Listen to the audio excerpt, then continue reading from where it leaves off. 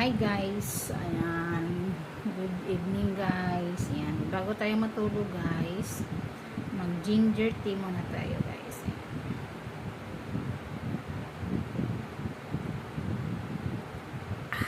Sarap, anghang, mahagod talaga yung anghang niya guys. Ayan, sa dalubhasang pagsusuri guys. Itong ginger tea o luya na pinakuluan natin guys, maganda pala to sa ating katawan. So maraming benefits pala itong luya. Hindi maganda rin to siyang inumin araw-araw. So dahil lalo na kanina ang kinain namin is yung bulalo, so ma-cholesterol. So maganda to inumin tong salabat. Magandang inumin to sa labat dahil nakakabawas to ng cholesterol. Yan. So, maganda pala to inumin. Kahit araw-arawin mo siyang inumin, marami siyang benefits guys. So, maganda rin to inumin sa yung mga buntis.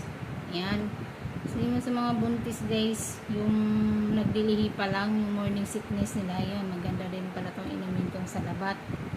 Yung luya. So, yan. So, hindi mo na kailangan bumili. Kung meron kayong luya na kumulubot na. So, para hindi siya masayang guys. So, ganitong gawin nyo. Pakuluan nyo siya. Didikdikin mo siya para yung anghang niya. Didikdikin mo siya bago mo siya pakuluan. So, hindi ko na siya tinanggalan ng balat. Hindi ko na siya binalatan. Pero hinugasan ko naman siya guys. Yan. Dinikdik ko siya. Yan. Sarap siya inumin manghang. Tapos, maganda rin to sa mga may diabetic. Yan. Mga diabetes guys. Tapos sa mga may rayuma, maganda rin pala to inumin to sa labat. Yung luya. Sa mga arthritis. Yan, maganda tong inumin. So, marami siyang benefits guys na luya. Kaya ito, araw-arawin ko to inumin kasi nakakabawas din to ng mga yung bloated na tiyan. Yan. Dahil itong tiyan ko ay malaki na sa kakain natin. So, nagbabawas tayo ng kain ng rice ngayon guys. No rice muna tayo sa gabi.